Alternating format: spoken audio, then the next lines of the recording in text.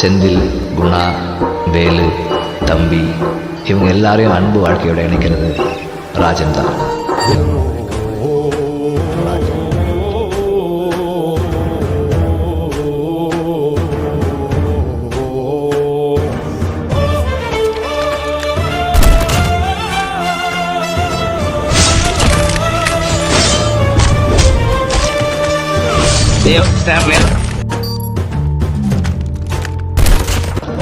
இவங்க மாதிரி paper rowdy நாயெல்லாம் உங்களுக்கு நல்லா தெரியும்.